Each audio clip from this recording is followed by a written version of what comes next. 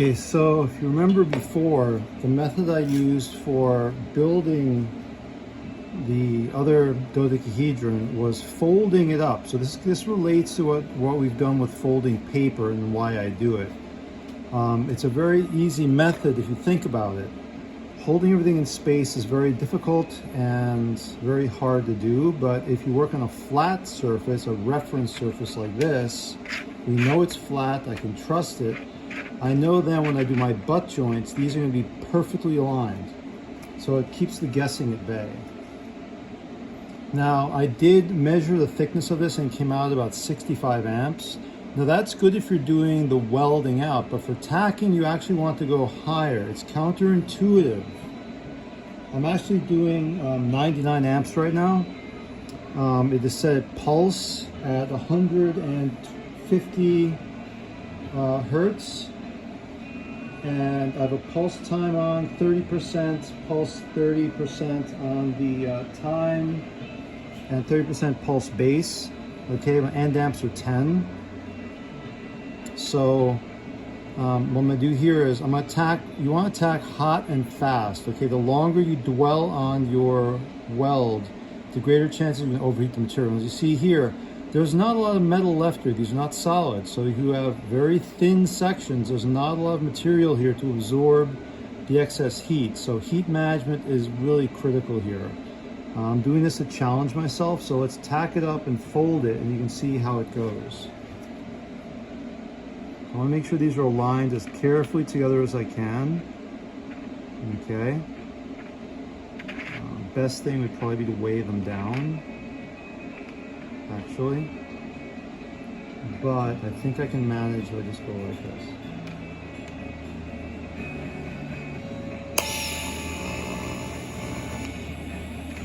One, two. So if you look at this carefully, you can see here, here's the tack wheel and a very distinct heat affected zone going around the part. So you can see right here, very distinct heat affected zone. See how fast it traveled. There's not a lot of heat sink material here. So one of the things you might want to do with a part this thin is perhaps build it on a large block of aluminum or copper. I do have a copper sheet here, I might use that, in order to suck away excess heat. So this can be a really important thing to think about, using heat sinks to save you, okay? So here's the first two parts. So what I want to do here is I want to carefully fold these up. It's very stiff. You can only do this once. So you really got to watch what you're doing.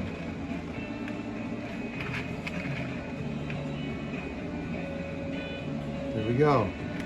So now I want to tack this one in place and fold it up into position.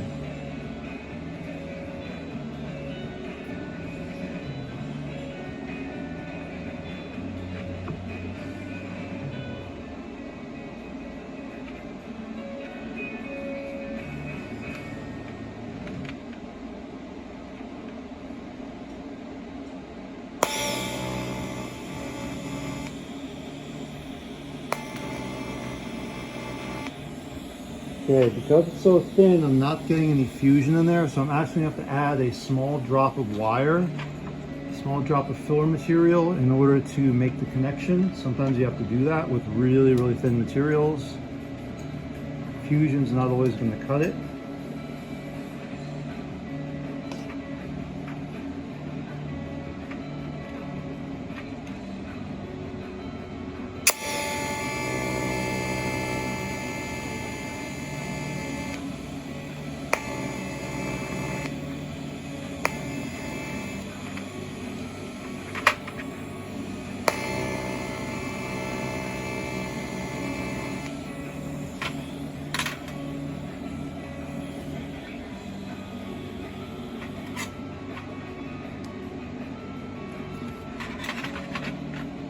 It's hot.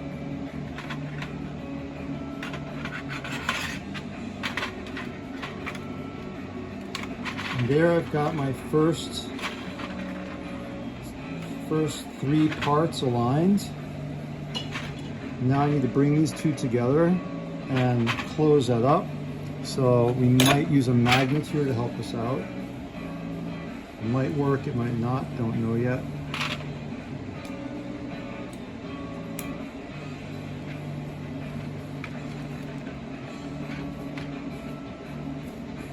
No, I think we just have to force it in place here.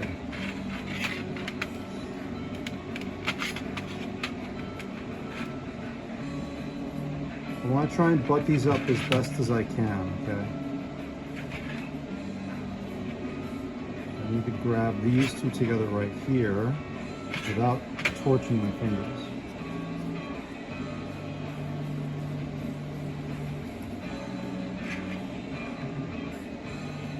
All right, here we go.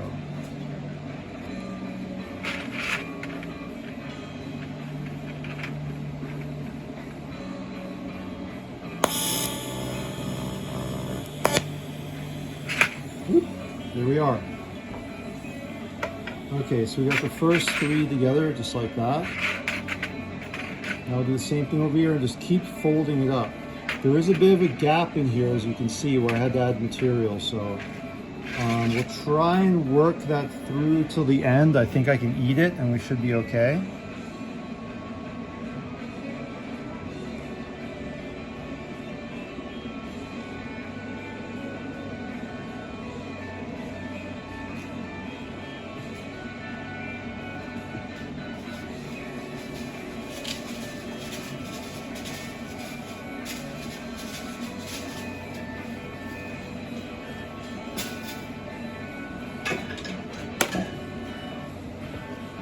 Okay, I grabbed some fresh 1/16 wire. It's about 1,000,000 degrees in here. All right, so now I want to just keep putting sides together. So I'm going to go over here, attach these two sides together, and away we go. I'll keep, I don't like my tongue. I'm going to change my tungsten because it did touch before. Whenever you get to a point where you don't like the way your tungsten looks, just change it. Don't settle for working a crappy tungsten. It's just not going to help you. Change it as needed, okay? Very, very important. Whenever you feel like you have to, go ahead and do it, okay? And remember, I'm using a glass cup here with a gas lens inside. If you're using a ceramic cup, you're limited to 3 diameters of your tungsten protruding. With a gas lens, you may go up to 6 diameters, okay? So I can go a little bit further if I use a gas lens. And I have the glass Pyrex cup for visibility. All right, here we go.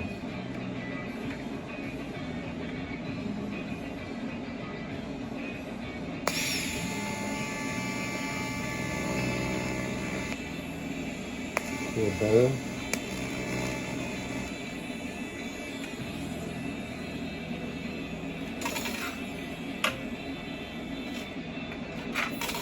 One thing to remember is the filler wire itself absorbs excess heat, so that can go a long way to absorbing excess heat in the weld itself. So that's something you might want to look for, okay? A bit of a gap in here, but I think we'll just have to live with it as we go. It's the first time I've done this, one this small, so it's a little bit tricky. All right, now let's go over here. Keep folding up our base.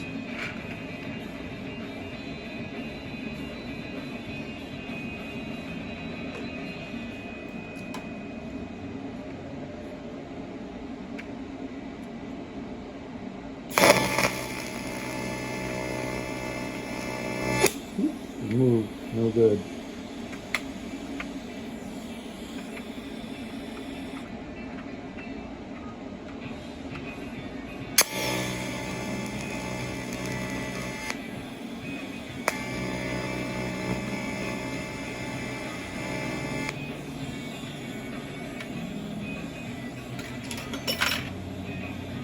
It's tempting to use a magnet on this, but because these parts are so small, I'm kind of concerned the magnet would just end up pulling the arc off in weird directions and just causing a mess. So I think in this case, it's just better to avoid that. I know it's difficult to do it bare with just holding in place, but I think it's just the best option for what we have right now. So let's see how this works to save my fingers. There we go. Oh, that's much better. Look at that. There we go. So use tools around you to help you out. There we go. Look at that. Beautiful. Excellent. And now I can go tack this on the inside, and that will give us, again, our next side. Oops, that broke free. Okay, you see a tack broke right here. Gotta be very careful about that. But I think this will work right there. Put a tack right in here and we should be right. I want to support this so it doesn't move. So let me just see what I've got laying around here. That works right there.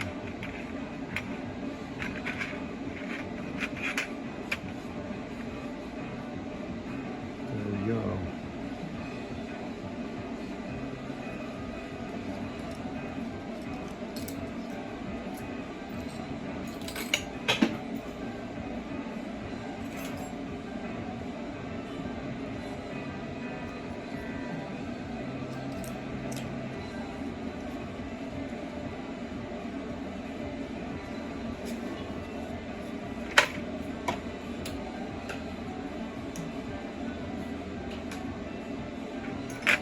Oops. A little bit tricky with odd shapes.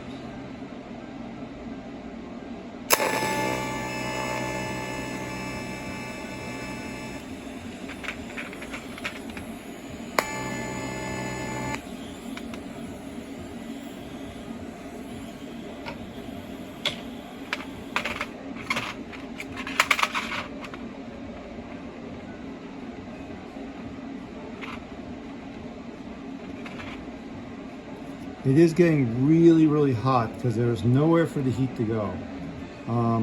You could cool this off. I guess it might be possible to blast it with compressed air to cool it off. It is getting very toasty because the heat's trapped. It's got no outlet.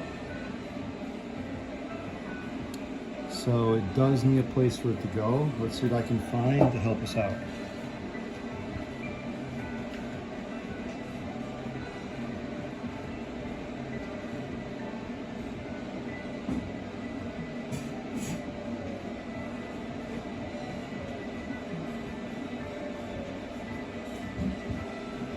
So I have a chunk of brass here and also a chunk of copper. Now the copper is the preferable one because it's a much higher temperature metal. Even though brass does conduct a lot of heat very quickly and electricity very fast, it has a low melting point.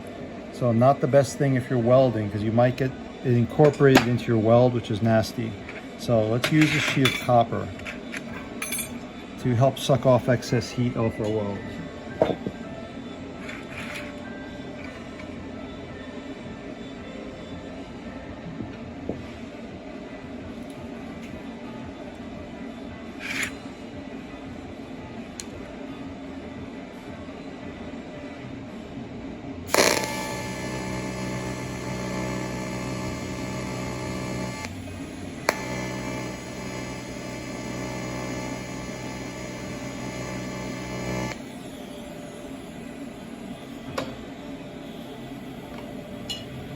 Now I can sit on the weld for quite a long time because I am using pulse, so it's not always, it's only on 30% of the time. So even though it's 100 amps, it's only working 100 amps, 30% of the weld cycle. So let's bend this one up.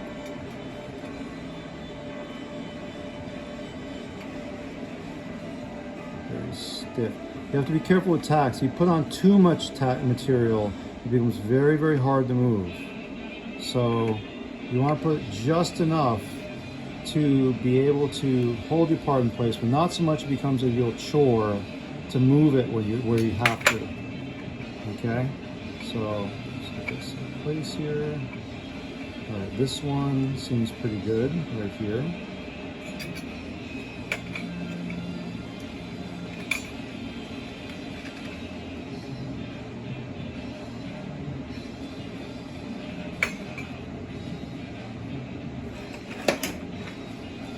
I need to compress these together. Maybe I can use this clamp.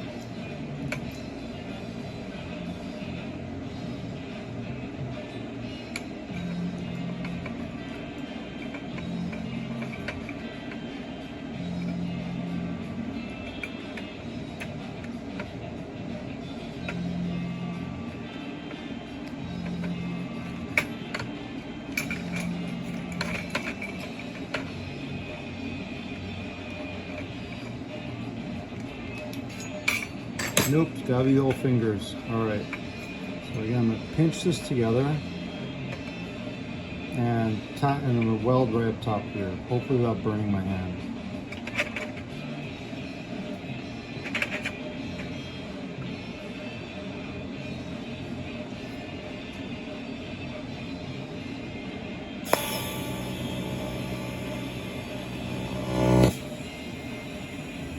No good. All right, we need to clamp this somehow because it's just too much of a gap in there. All right, some way to clamp it together.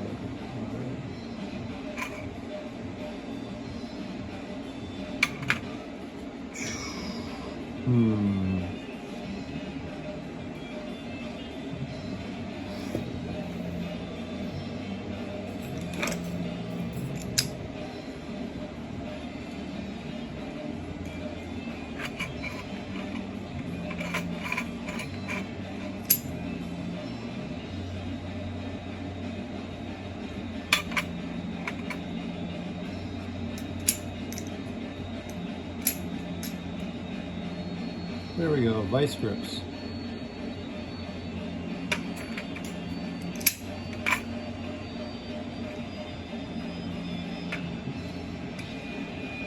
So there we go, the vice grips are going to hold it in position, and I will tack a little piece of material right across the top.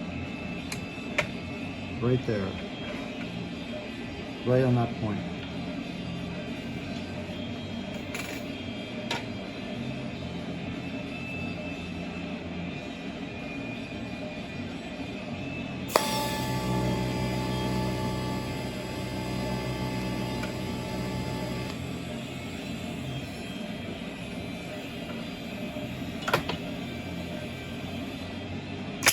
There we go.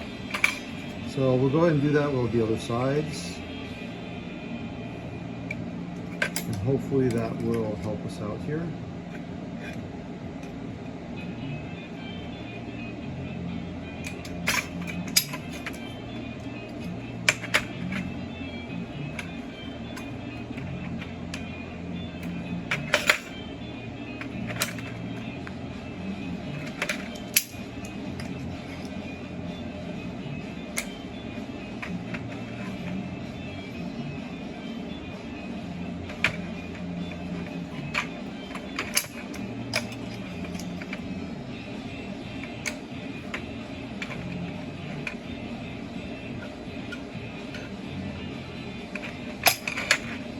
I'll make sure these are lined up as well as possible. It can be a little tricky because there's not really much to grab onto. So sometimes when you have odd shapes, you have to use your smarts. You gotta really think, what do I have around me? What can I use? What works? And you know, sometimes those things can make a difference. You have to be very creative about problem solving when you're working on things that have, you know, odd shapes, or there's nowhere to grab it well, or non-magnetic, there's nothing you can stick to it. Okay, so you gotta use your smarts and really use your head. Okay, that looks all right. Let's see what we can do here.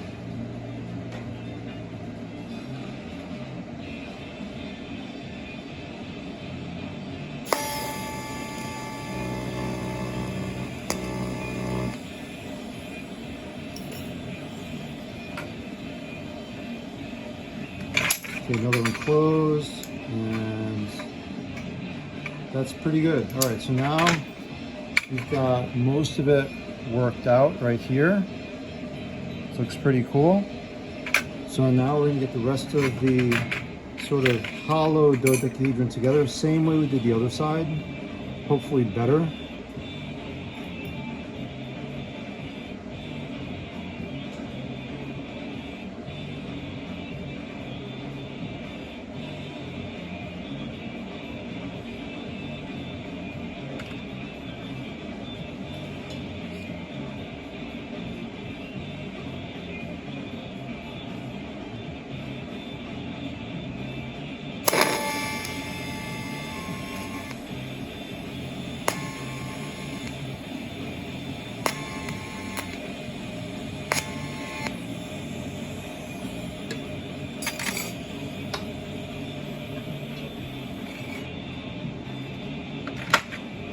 you can see the very pronounced heat affected zone here. See how hot that is. So if you remember your colors, okay? Remember your colors here. The light yellow here means about 440 degrees. When you get to these greenish blues here, that goes up to like 640. Here, you're above 700 degrees in this sort of grayish blue area here. Okay, so that tells you how hot this got, and also watch your fingers.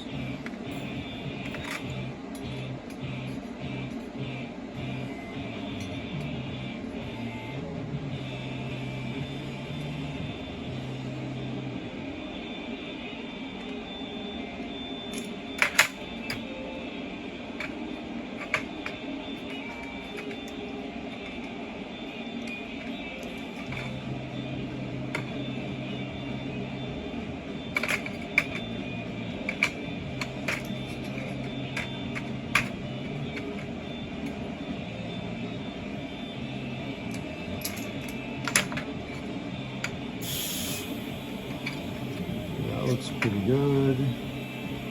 I'd like to get it closer, but I also don't want to burn my fingers either. See, I'd probably make some special fixture that would grab these together just like that. At the moment, I don't quite have something. Or do I?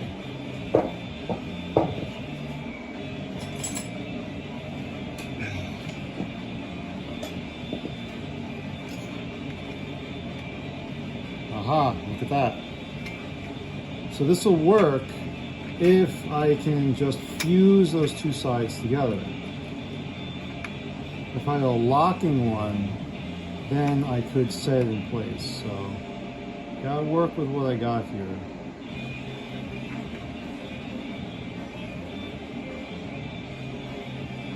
Don't quite like that.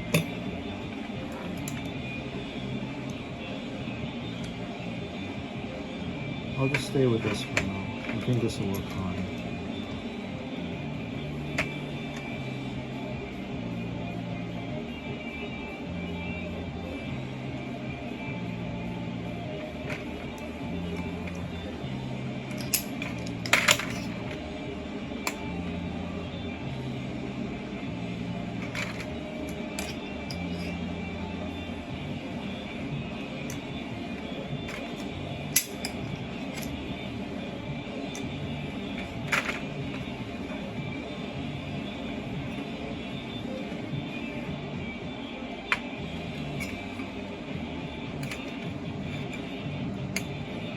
Alright, I'm going to try fusing it from here best as I can.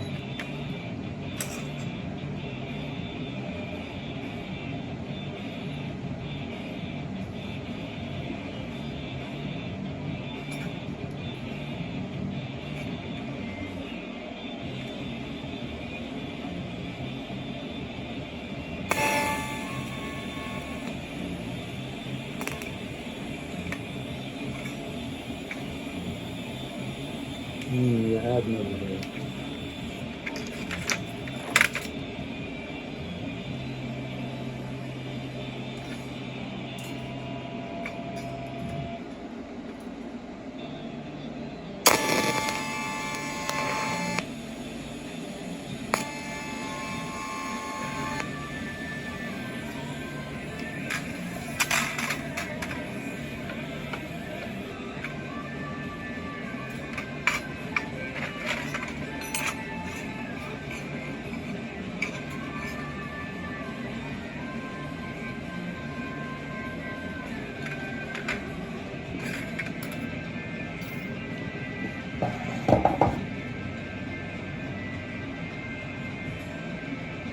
This one's much trickier than the larger dodecahedron because I find that because there's so little steel there, the arc is jumping around trying to touch the different webs because there's just not a lot of material there.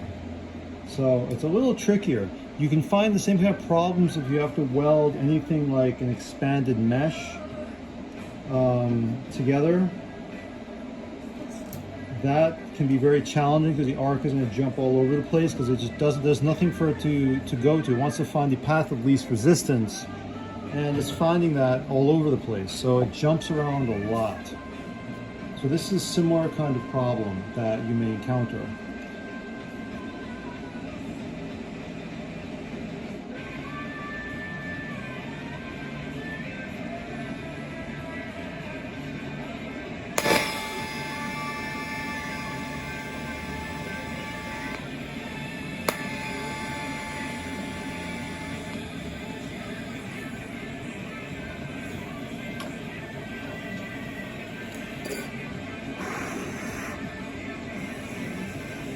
The copper does seem to be helping in absorbing some of the excess heat here. So I think it is making a slight difference. Now, it is good to try and move your tacks while they're still warm. That is, metal is more flexible when it's hot. If you wait for them to go dead cold, there's a good chance they're just going to crack on you, and they're not going to do what you want them to do. This one did not move correctly. So let's see if I can fix it here. Alright, I don't like the way that tack went there. That does not look very good at all.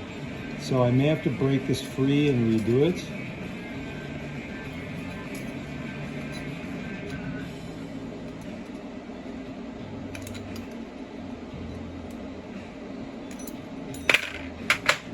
Right, we're going to clean that off and redo it, but let's move on to another side right now.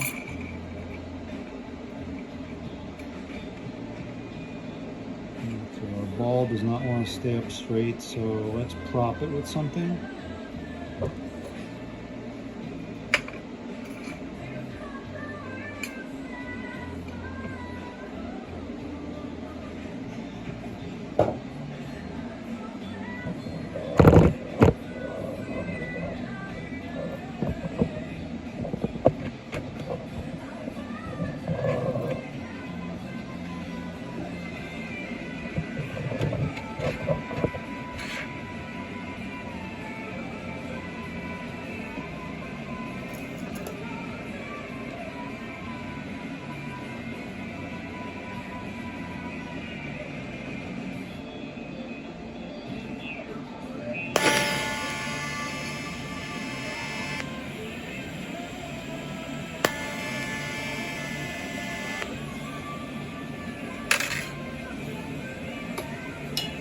Okay, that one's a little better.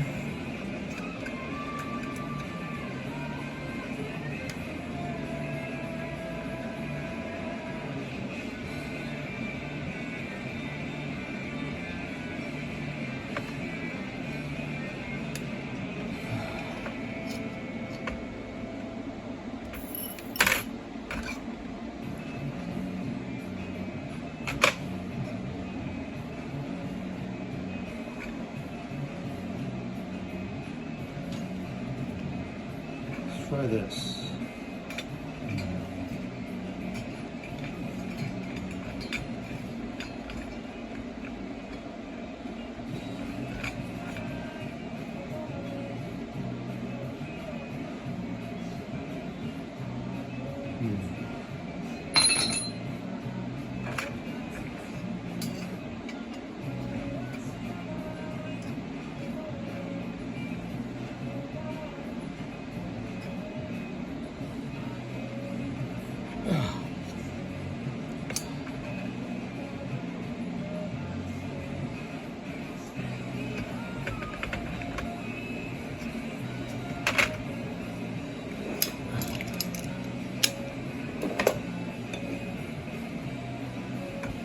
Starting to get a little tricky here. This one bent more rather than bend cleanly, so I'm gonna have to adjust this one by hand. It's kind of what happens with really thin material, but I mean, all is not lost. It's not terrible.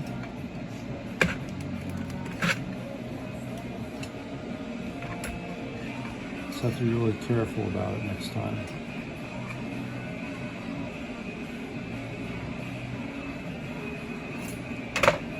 Again, grab this together and hopefully tack it across the top.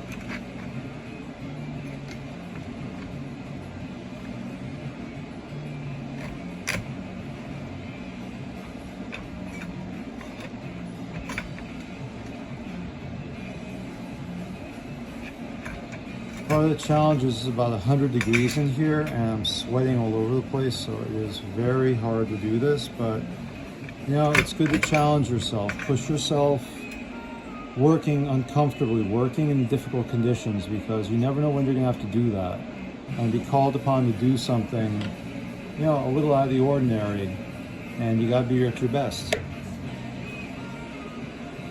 Let's see if this works. I can do this.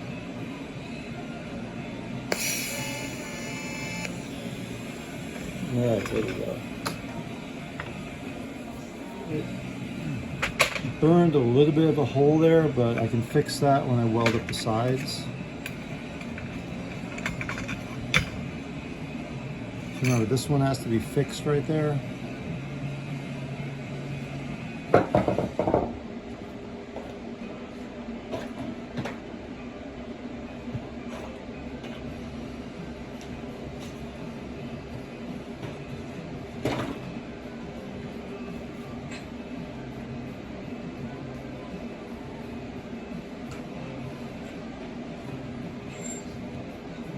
Quick work with an electric mini die grinder, a very useful tool to have.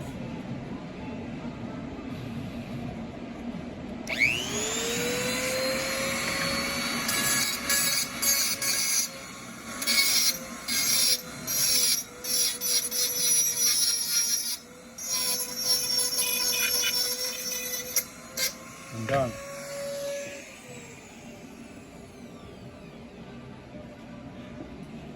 All right, let's get this thing together. So again, making sure we keep the kind of ugly sides facing in, very important.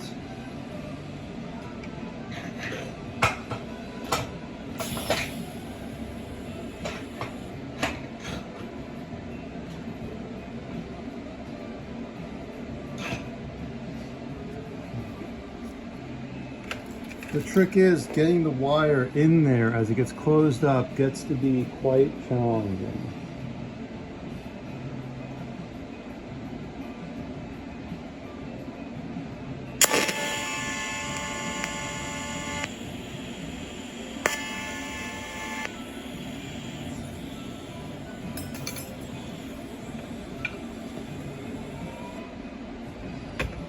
All right, so let's try grabbing this one sideways with the pliers, and let's see if this makes a difference.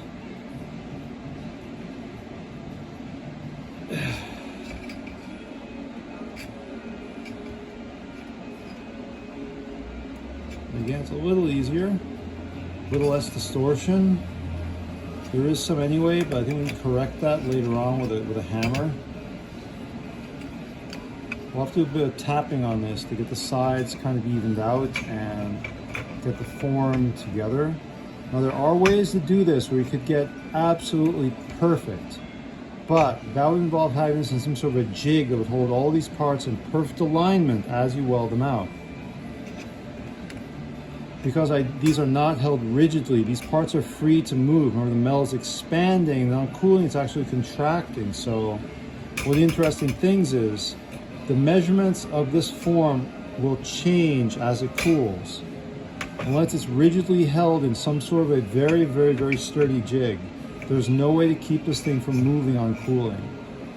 So welding things just floating in space, you're not going to get really high accuracy about that.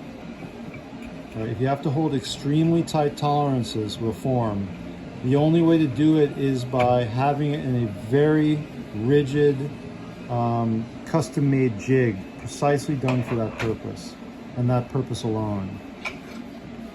And that can take a long time, a lot of building and design time as well. All right, let's use this corner. There we go, perfect, that's what I wanted. So if things are aligned really tight, you get a perfect fusion and you're done without adding metal, and that's kind of the goal. That worked on the large dodecahedron, but being as this one is so tiny, there's not a lot of meat to grab onto.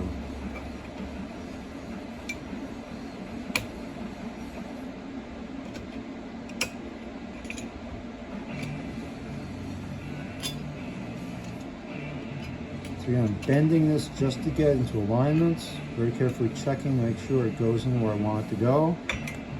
All right, and now again, I'm gonna try and hit this and fuse it as best as I can.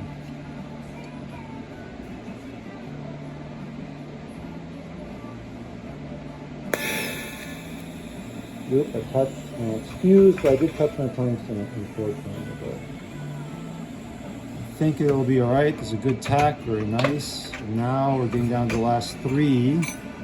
So I'm gonna come in here because I want to close this up. I want to make sure I can actually get my parts in there. It's kind of like painting yourself into a corner. You want to make sure that as you're building, you can actually get your tungsten in where you need to and not mess yourself up.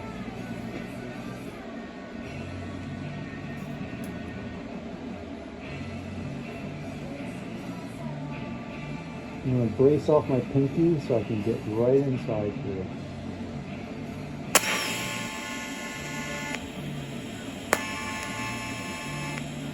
And there we go.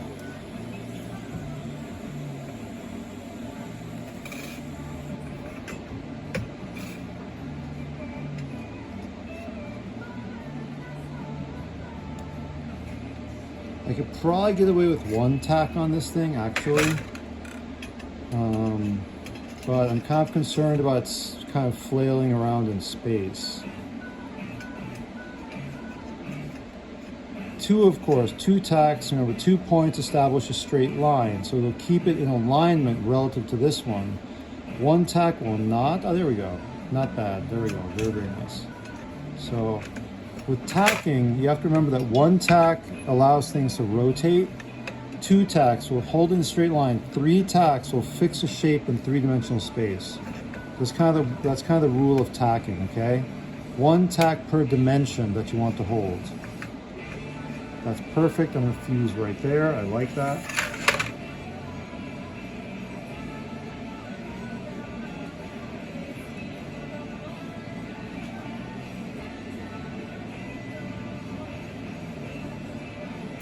Light it. Get my wire in position, quickly hit it, fuse, the wire out of there, and done.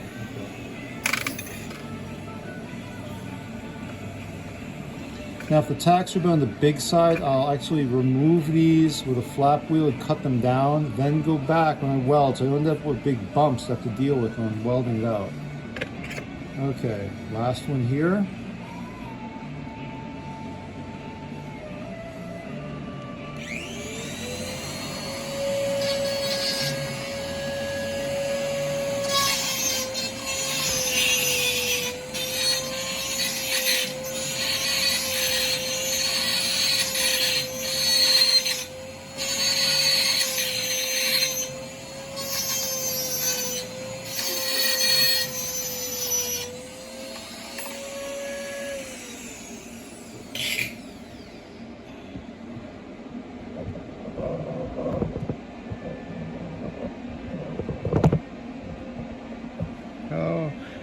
Okay, so clean that one off.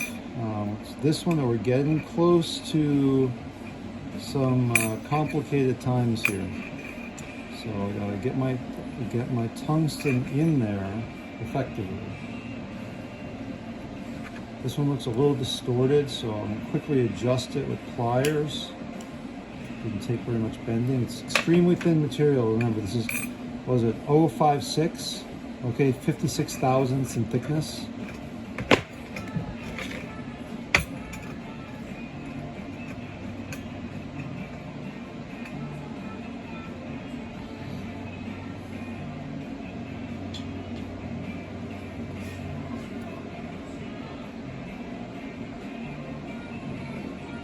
It's a little wibbly wobbly here, so I'm trying to prop it as best as I can.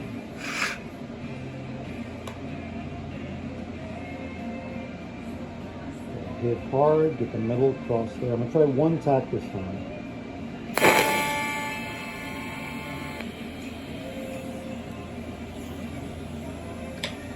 You know, I can tell my glove, I'm sweating like crazy. My gloves are saturated with sweat because I just felt the arc grounding through my hand resting on the metal here. So I can tell my gloves are saturated with moisture.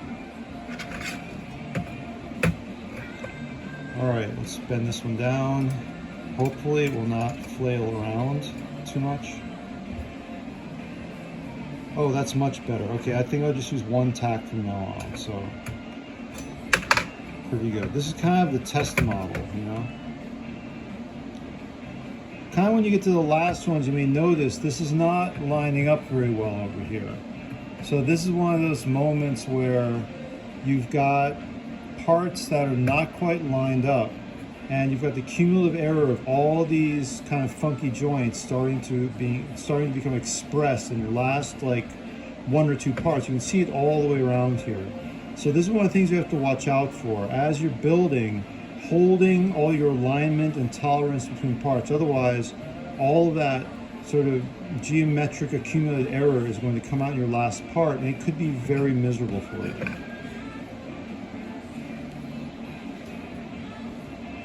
All right, so I'm gonna pinch this shut here and fuse across the joint.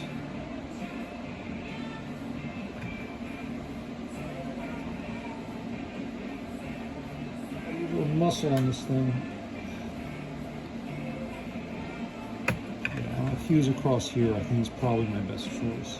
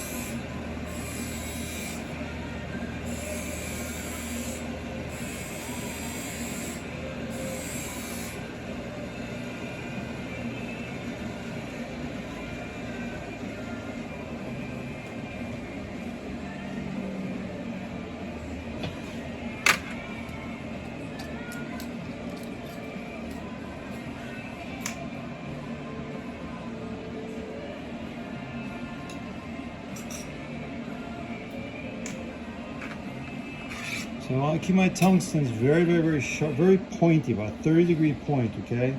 The smaller your tungsten angle, the less penetration you'll have, which is especially useful on very thin materials like this.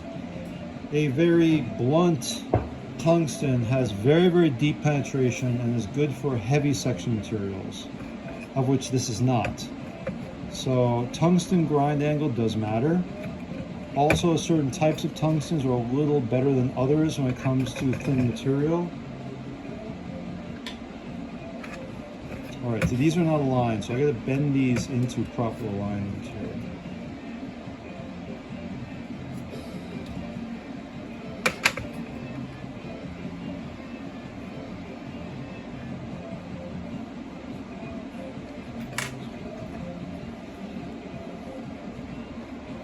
All right, into fusion mode. Don't burn the fingers.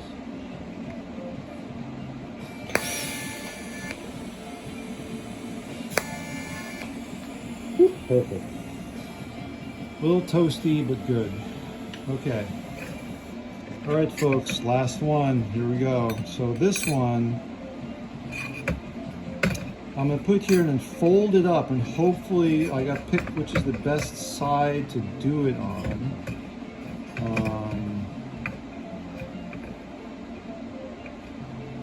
I think this one's good. So I'm gonna do it here, fold it up.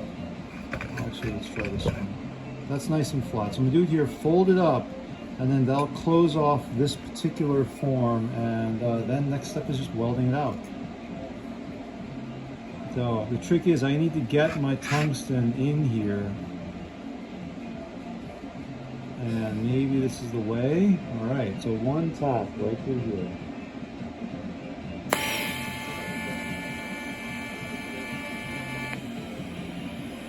There we go.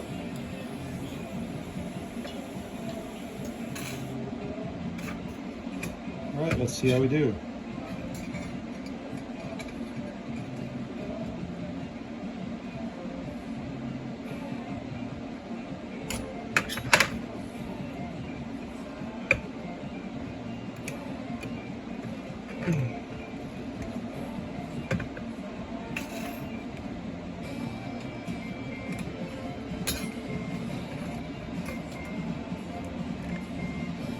there we are. So reasonably good. I mean, there is some error in there, but for a first go, I think that's acceptable. Yeah, the first time, it's always good if you're making parts. Let's say if you need to make 12 parts, make 13 or 14. The first 1 or 2 are kind of like dry runs. Those are your practice. So you kind of understand the shape, know where the hard parts are, and know what you gotta watch out for. Don't expect to make it perfect the first time.